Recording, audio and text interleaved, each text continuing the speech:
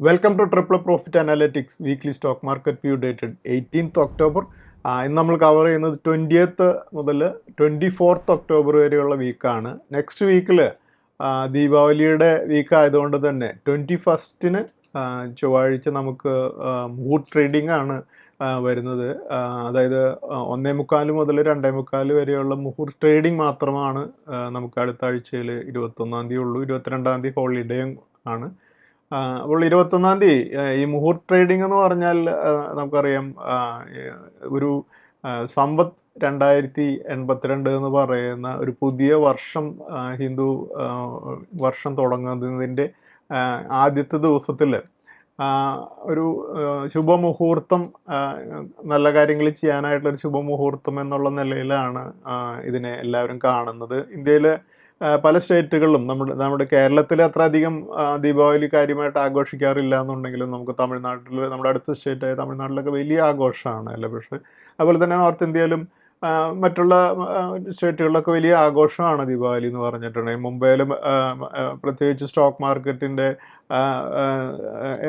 BSEയുടെ head ഓഫീസൊക്കെ ഇരിക്കുന്ന അവിടെയെല്ലാം വലിയ ഒരു ഫങ്ഷനായിട്ട് തന്നെയാണ് ഈ മുഹൂർത്ത് ട്രേഡിങ് എല്ലാ വർഷവും സംഘടിപ്പിക്കാറുള്ളത്. അപ്പോൾ നമ്മൾ ഓൾറെഡി മുഹൂർത്ത് ട്രേഡിങ്ങിന് വേണ്ടിയിട്ട് അന്ന് വാങ്ങാനൊക്കെ ആയിട്ടുള്ള 3 ദീപാവലി പിക്കുകൾ നമ്മുടെ ക്ലയൻസിന് നൽകിയിട്ടുണ്ട്.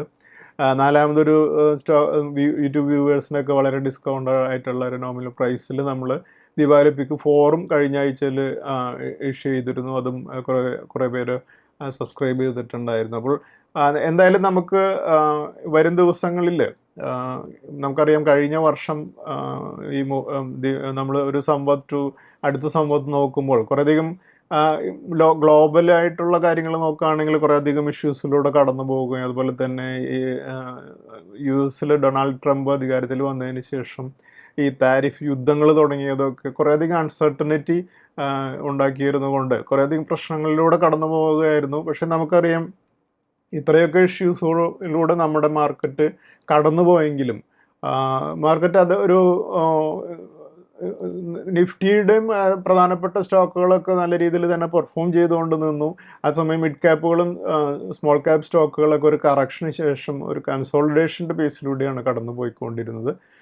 അതിൽ നമ്മളിനി അടുത്ത വർഷത്തേക്ക് നോക്കുമ്പോൾ നമ്മൾ കാണേണ്ട കുറേ പോസിറ്റീവായിട്ടുള്ള കാര്യങ്ങളുണ്ട്. അതിൽ ഒന്ന്, നമുക്കറിയാം ഇൻകം ടാക്സ് സ്ലാബിൽ എക്സംപ്റ്റ് ആവുന്ന നമുക്കറിയാം ലിമിറ്റ് 12 lakhs മുകളിലേക്കുള്ളവർക്ക് ടാക്സ് വരാത്ത രീതിയിലേക്കുള്ള ഒരു സ്ലാബ് ഉയർത്തിയത്. അതായത് ഒരു മാസം 1 lakh സാലറി ഉള്ള ഒരാൾ പോലും ഇൻകം ടാക്സ് അടയ്ക്കേണ്ടാത്ത രീതിയിലേക്ക് കൊണ്ടുവന്നിരിക്കുന്നതും അതൊരു വളരെ പോസിറ്റീവായിട്ടുള്ളൊരു കാര്യമാണെങ്കിൽ, നമുക്ക് മറ്റൊരു കാര്യം GSTയുടെ റേറ്റുകൾ കട്ട് ചെയ്ത് മേജറായിട്ട് 5%ലേക്കും 18%ലേക്കും കൊണ്ടുവന്നിരിക്കുന്നതും. അതുപോലെ മറ്റൊരു പ്രധാനപ്പെട്ട ഒരു കാര്യം നോക്കുകയാണെങ്കിൽ നമുക്ക് കാണാൻ സാധിക്കും, ഇന്ത്യയിലെ ഇപ്പോഴത്തെ ഇൻകം ടാക്സ് ഇൻട്രസ്റ്റ് റേറ്റുകൾ RBI 2 പ്രാവശ്യത്തോളം കട്ട് ചെയ്തത് നമുക്കറിയാം. വരും ദിവസങ്ങളിൽ ലോണുകളുടെയൊക്കെ റേറ്റുകൾ കാര്യമായിട്ട് കുറയാനും ഒക്കെ അതിനൊക്കെ കാരണമാകും. അപ്പോൾ അതെല്ലാം വരും ദിവസങ്ങളിൽ നമ്മുടെ മാർക്കറ്റിന് വളരെ പോസിറ്റീവായിട്ടുള്ള റിസൾട്ട്സ് ഉണ്ടാക്കും. അതിൻ്റെയൊക്കെ പോസിറ്റീവായിട്ടുള്ള ഗുണങ്ങൾ വരാനിരിക്കുന്നേ ഉള്ളൂ എന്ന് തന്നെയാണ് ഞാൻ പ്രതീക്ഷിക്കുന്നത്. അതുകൊണ്ട് നമുക്ക് വരും വർഷം വളരെ പോസിറ്റീവായിട്ടുള്ള കുറേ കാര്യങ്ങൾ നമുക്ക് എക്സ്പെക്റ്റ് ചെയ്യാം. കഴിഞ്ഞ ആഴ്ചയിൽ മാർക്കറ്റ് 424 പോയിൻറ്റ്സ് നിഫ്റ്റി ഉയർന്ന് 25,709 ക്ലോസ് ചെയ്തിരിക്കുന്നത് നമുക്ക് കാണാൻ സാധിക്കും. അതുപോലെ സെൻസെക്സും നോക്കുകയാണെങ്കിൽ നമുക്ക് കാണാം 83,952 വന്ന് 1,451 പോയിൻറ്റ്സ് കൂടെ ആഡ് ചെയ്താണ് കഴിഞ്ഞ ആഴ്ചയിൽ ക്ലോസ് ചെയ്തത്. അതുപോലെ നിഫ്റ്റിയുടെ മിഡ് ക്യാപ്പ് ഇൻഡെക്സ് ആണെങ്കിൽ 204 പോയിൻറ്റ്സ് ഉയർന്ന് 58,902 ക്ലോസ് ചെയ്തത്. അതേസമയം സ്മോൾ ക്യാപ്പ് ഇൻഡെക്സ് 10 പോയിൻറ്റ്സ് താഴ്ന്ന് 18,122 ക്ലോസ് ചെയ്തിരിക്കുന്നത് നമുക്ക് കാണാൻ സാധിക്കും. എന്തായാലും നമ്മൾ നെക്സ്റ്റ് വീക്കിലേക്ക് കടക്കുമ്പോൾ ഈ മുഹൂർത്ത് ട്രേഡിംഗ് 21st ഒക്ടോബറിന് 1:45 മുതൽ 2:45 വരെയുള്ള സമയത്ത് നമുക്ക് ഐശ്വര്യമായിട്ട് കുറച്ച് സ്റ്റോക്കുകൾ വാങ്ങാനായിട്ട് എല്ലാവരും മറക്കാതിരിക്കുക. പ്രത്യേകിച്ചും നമ്മുടെ ദീപാവലി പിക്കുകളായിട്ട് വളരെ നല്ല സ്റ്റോക്കുകളാണ് നമ്മൾ എല്ലാ സ്വിംഗ് ഡെലിവറി ക്ലയൻസിനും അതുപോലെ തന്നെ വെൽത്ത് ബിൽഡർ പാക്കിലുള്ള ക്ലയൻസിനും അതുപോലെ ഞങ്ങളുടെ ഡയമണ്ട് പിക്ക് സബ്സ്ക്രൈബ് ചെയ്തിട്ടുള്ളവർക്കും ഞങ്ങളിതെല്ലാം നൽകിയിട്ടുണ്ട്. ഇനി ആരെങ്കിലും ഇത് മിസ്സായിട്ടുണ്ടെന്നുണ്ടെങ്കിൽ ഞങ്ങളുടെ വാട്സപ്പ് നമ്പറിൽ കോൺടാക്ട് ചെയ്ത് നിങ്ങൾക്ക് കളക്ട് ചെയ്യാവുന്നതാണ്. അതുപോലെ നമുക്കിപ്പോൾ Q2 റിസൾട്ട്സ് വന്നുകൊണ്ടിരിക്കുകയാണല്ലോ. അപ്പോൾ കഴിഞ്ഞ ആഴ്ചയിൽ ഇൻഫോസിസിൻ്റെ റിസൾട്ടാണ് പ്രധാനമായിട്ടും വന്നത്.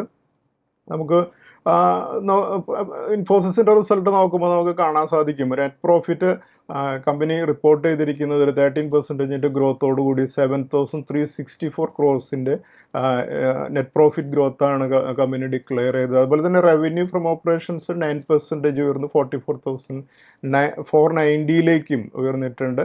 അതുപോലെ മറ്റ് പ്രധാനപ്പെട്ട ഒരു കമ്പനിയായിട്ടുള്ള വിപ്രോ കഴിഞ്ഞ ആഴ്ചയിൽ റിസൾട്ട് ഡിക്ലെയർ ചെയ്തപ്പോൾ 1.15% നെറ്റ് പ്രോഫിറ്റ് ഉയർന്ന് 3,246 crores.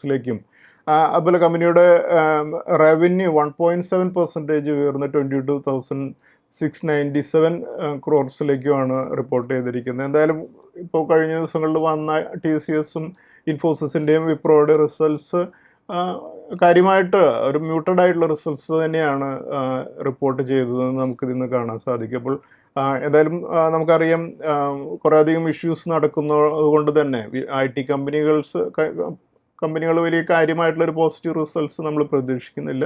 പക്ഷെ വരും ദിവസങ്ങളിലും കുറേയധികം മറ്റു കമ്പനികളുടെ റിസൾട്ട് വരുമ്പോൾ കുറേയധികം നല്ല റിസൾട്ട്സ് ഞാൻ പ്രതീക്ഷിക്കുന്നുണ്ട്. ഈ ഒരു ദീപാവലിയുടെ ഒരു സമയത്ത് നമ്മൾ കടന്നുപോയ കുറേ സമയത്തെക്കുറിച്ച് ഞാനൊന്ന് തിരിഞ്ഞു നോക്കുകയാണ്.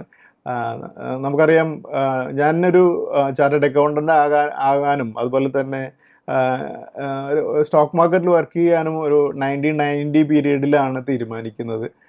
അതിനുശേഷം അതിനു വേണ്ടിയിട്ടുള്ള കുറേയധികം ഈ പഠിക്കുന്ന സമയത്ത് തന്നെ മാർക്കറ്റിനെ കുറിച്ച് കൂടുതൽ പഠിക്കുന്നതിന് വേണ്ടിയിട്ട് അതിൻ്റെ രീതിയിലുള്ള ചെന്നൈയിലുമൊക്കെ അതിനോടനുബന്ധിച്ച് കുറേയധികം അതിനുള്ള ജോലികളിലുമൊക്കെ കാര്യങ്ങൾ ചെയ്തതുകൊണ്ടും അതുപോലെ തന്നെ കുറേയധികം കഷ്ടപ്പാടുകളിലൂടെ കടന്നു പോയതിന് ശേഷമാണ് നമുക്കറിയാം ഇന്ന് നമുക്ക് കുറേയധികം ഇൻ്റർനെറ്റിലൂടെ കുറേയധികം ഇൻഫോർമേഷൻസ് അവൈലബിൾ ആണ്. കുറേയധികം ഡാറ്റയെല്ലാം ഇന്ന് സെബി വന്നതിന് ശേഷം കുറേയധികം ഡാറ്റയൊക്കെ പബ്ലിഷ് അതുകൊണ്ടും അതെല്ലാം സുതാര്യമായ രീതിയിൽ കാര്യങ്ങൾ നടക്കുമ്പോൾ അന്ന് അങ്ങനെയൊന്നും സാധിക്കില്ലായിരുന്നു. അതുപോലെ തന്നെ വളരെ കുറച്ച് കമ്പനികളേ ഉള്ളൂ നമുക്ക് ആക്സസിബിൾ ആയിട്ടുള്ള കാര്യങ്ങൾ. അപ്പോൾ അതെല്ലാം വളരെ ബുദ്ധിമുട്ടായിട്ടുള്ള പീരീഡിലൂടെയാണ് കടന്നു പോയത്. പക്ഷേ ഞാൻ ചാർട്ടേഡ് അക്കൗണ്ടൻ്റ് ആയതിന് ശേഷവും പിന്നീടും ഞാൻ സ്റ്റോക്ക് മാർക്കറ്റിൽ തന്നെ വർക്ക് ചെയ്യുമ്പോൾ ഞാൻ ഫേസ് ചെയ്തിട്ടുള്ള ഏറ്റവും വലിയൊരു പ്രശ്നം എന്ന് പറയുന്നത്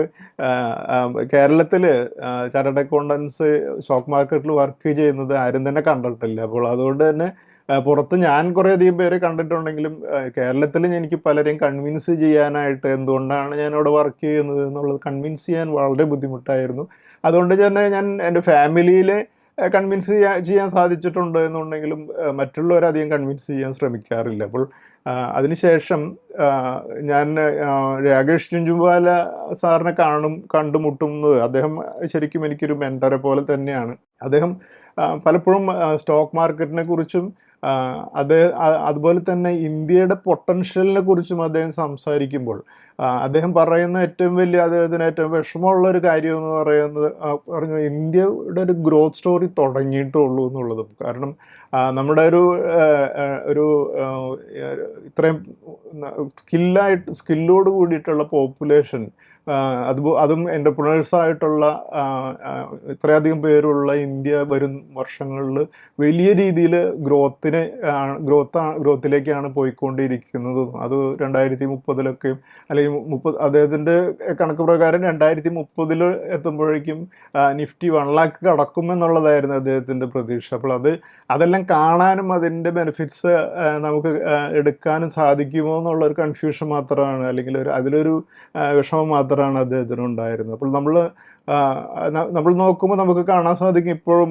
നമ്മുടെ മാർക്കറ്റിനെ കുറിച്ച് സംശയിച്ച് നിൽക്കുന്ന പലരും ഉണ്ടല്ലേ. പക്ഷേ കഴിഞ്ഞ കുറച്ച് വർഷങ്ങളായിട്ട് ഞാൻ കാണുന്ന ഏറ്റവും വലിയൊരു പോസിറ്റീവായിട്ടുള്ള കാര്യം എന്ന് പറഞ്ഞിട്ടുണ്ടെങ്കിൽ കൂടുതൽ പേര് സ്റ്റോക്ക് മാർക്കറ്റിൽ ഇൻവെസ്റ്റ്മെൻറ്റിന് പോസിറ്റീവായിട്ട് കാണാൻ തുടങ്ങിയിട്ടുണ്ട്. ആദ്യം കുറേ വർഷങ്ങൾക്ക് മുമ്പ് ഇത് ഒരു ചൂതാട്ടമാണ് എന്ന് മാത്രം കരുതിയിരുന്നവർ ആണ് കൂടുതൽ പേരുണ്ടെന്നുണ്ടെങ്കിലും സ്റ്റോക്ക് മാർക്കറ്റിൻ്റെ ചൂതാട്ടം എന്നുള്ളൊരു ഏരിയ ഉണ്ട്. പക്ഷേ ഇൻവെസ്റ്റ്മെൻ്റ് എന്നുള്ള ഏരിയ നമ്മൾ സെലക്ട് ചെയ്ത് അവിടെ വളരെ കെയർഫുള്ളായിട്ട് കാര്യങ്ങൾ ചെയ്യുകയാണെങ്കിൽ നമ്മുടെ ലൈഫിനെ വളരെ സേഫാക്കാനും അതുപോലെ മുന്നോട്ട് കൊണ്ടുപോകാനും വെൽത്ത് ബിൽഡ് ചെയ്യുന്ന കാര്യങ്ങൾ നമ്മൾ കുറേയധികം നമുക്ക് അധ്വാനിക്കാനും പൈസ ഉണ്ടാക്കാനൊക്കെ സാധിച്ചു കഴിഞ്ഞാൽ ആ പണത്തിനെ നമ്മൾ കൃത്യമായിട്ട് നിക്ഷേപിച്ച് ആ പണത്തിനെ കൊണ്ട് നമുക്ക് വെൽത്ത് ബിൽഡ് ചെയ്യുകയും ഇതിനൊരു പാഷനായിട്ട് കൊണ്ടുനടക്കാനും സാധിക്കും എന്നുള്ളതാണ് ഞാൻ തിരിഞ്ഞു നോക്കുമ്പോൾ എനിക്ക്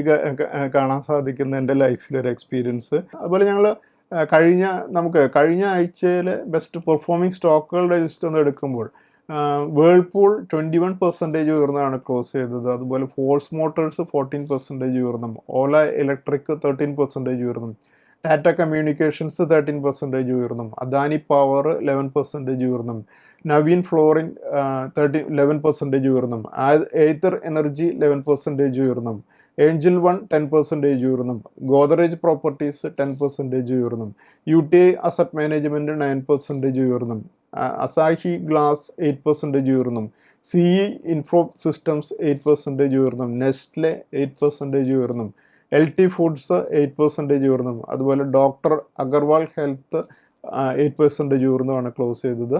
ഈ സ്റ്റോക്കുകളെല്ലാം ഒരു അപ്വേർഡ് ഡയറക്ഷനുള്ള സ്റ്റോക്കുകളായതുകൊണ്ട് തന്നെ നമുക്ക് ഈ സ്റ്റോക്കുകളെ നമ്മുടെ വാച്ച് ലിസ്റ്റിൽ കീപ്പ് ചെയ്യാം. നെക്സ്റ്റ് നമുക്ക് നിഫ്റ്റിയുടെ അനാലിസിസിലേക്ക് കിടക്കാം. നമ്മളിപ്പോൾ കാണുന്നത് നിഫ്റ്റിയുടെ കഴിഞ്ഞ വീക്കിൽ ട്രേഡിംഗ് പാറ്റേൺ ആണ്. 10th ഒക്ടോബറിന് നിഫ്റ്റി ക്ലോസ് ചെയ്തത് 25,285 13th ഒക്ടോബറിന് 58 പോയിൻറ്റ്സ് താഴ്ന്നും, 14th ഒക്ടോബറിന് 81 പോയിൻറ്റ്സ് താഴ്ന്നും, അതുപോലെ 15th ഒക്ടോബറിന് 178 പോയിൻറ്റ്സ് ഉയർന്നും, 16th ഒക്ടോബറിന് 261 പോയിൻറ്റ്സ് ഉയർന്നും, അതുപോലെ 17th ഒക്ടോബറിന് 124 പോയിൻറ്റ്സ് ഉയർന്നും. നിഫ്റ്റി 25,709 കഴിഞ്ഞ വീക്കിൽ ക്ലോസ് ചെയ്തിരിക്കുന്നത്.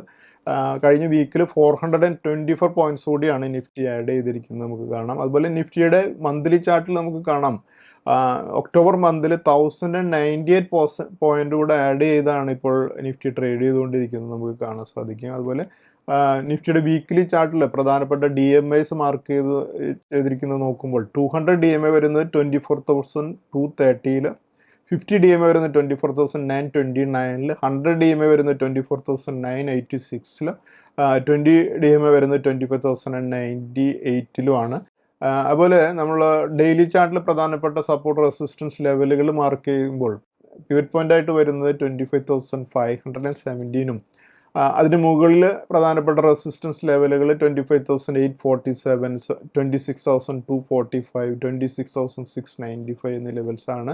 അതേസമയം 25,517 താഴെ സപ്പോർട്ടുകളായിരിക്കുക 25,253, 24,830, 24,532, 24,212, 23,814, 23,196, 22,669 എന്നീ ലെവൽസ് ആയിരിക്കും. അതുപോലെ നെക്സ്റ്റ് വീക്കിലേക്ക് ഒരു വീക്കിലി റേഞ്ച് ഫിക്സ് ചെയ്യുമ്പോൾ അപ്പർ റേഞ്ച് 26,245 ലോവർ റേഞ്ച് 24,830 ആയിരിക്കും. അതേസമയം പിവറ്റ് പോയിന്റ് ആയിട്ട് നിൽക്കുക 25,517 ആയിരിക്കും.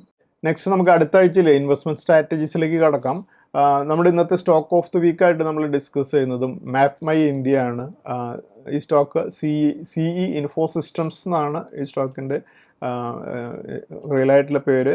ഈ സ്റ്റോക്ക് കഴിഞ്ഞ ആഴ്ചയിൽ ക്ലോസ് ചെയ്തിരിക്കുന്നത് 1,844 ഈ 1,844 മുകളിലേക്ക് ഈ സ്റ്റോക്കിൻ്റെ അടുത്ത റെസിസ്റ്റൻസ് 2,030 ആയിരിക്കും. അതുപോലെ നമ്മുടെ ഇന്നത്തെ ട്രിപ്പിൾ ടെക്നിക്കൽ പിക്കായിട്ട് നമ്മൾ ഡിസ്കസ് ചെയ്യുന്നത് രാംകോ സിസ്റ്റംസ് ആണ്. രാംകോ സിസ്റ്റംസ് കഴിഞ്ഞ ആഴ്ചയിൽ ക്ലോസ് ചെയ്തിരിക്കുന്നത് 586 ഈ ലെവലിന് മുകളിൽ രാംകോ സിസ്റ്റംസിൻ്റെ അടുത്ത റെസിസ്റ്റൻസ് 645 ആണ്. അതുപോലെ നമ്മുടെ ഇന്നത്തെ സ്റ്റോക്സ് വിത്ത് ടെക്നിക്കൽ ബ്രേക്ക് ഔട്ട് ഏതൊക്കെയാണെന്ന് നോക്കാം. സ്റ്റോക്കുകൾ Samman capital, RBL bank, federal bank, Aster DM, അതുപോലെ വാരി റിന്യൂവബിൾ എന്നീ സ്റ്റോക്കുകളാണ് ഈ സ്റ്റോക്കുകളും ഒരു ടെക്നിക്കൽ ബ്രേക്കൗട്ടുള്ള സ്റ്റോക്കുകളായതുകൊണ്ട് തന്നെ നമുക്ക് അടുത്ത ആഴ്ചയിലും ഈ സ്റ്റോക്കുകൾ നമ്മുടെ വാച്ച് ലിസ്റ്റിൽ കീപ്പ് ചെയ്യാം. അതുപോലെ എല്ലാ ട്രിപ്പിൾ പ്രോഫിറ്റ് അനലറ്റിക്സിൻ്റെ ക്ലയൻസിനും വ്യൂവേഴ്സിനും ഞാൻ വളരെ വളരെ സമ്പദ് സമൃദ്ധമായിട്ടുള്ള ഒരു സമ്പത്ത് 2052 ആശംസിക്കുന്നു. Thank you. സെബി നൽകുന്ന രജിസ്ട്രേഷനും നിസം സർട്ടിഫിക്കേഷനും റിസർച്ച് അനലിസ്റ്റിന്റെ പ്രകടനത്തിന് ഒരു ഉറപ്പും നൽകുന്നില്ല. സെക്യൂരിറ്റീസ് മാർക്കറ്റുകളിലെ നിക്ഷേപം നഷ്ടസാധ്യതകൾക്ക് വിധേയമാണ്. നിക്ഷേപിക്കുന്നതിന് മുമ്പ് ബന്ധപ്പെട്ട എല്ലാ രേഖകളും ശ്രദ്ധാപൂർവം വായിക്കുക. ഇന്ന് ഉദ്ധരിച്ച സെക്യൂരിറ്റികൾ ഉദാഹരണങ്ങൾ മാത്രമാണ്, റെക്കമെൻഡേഷൻസ് അല്ല.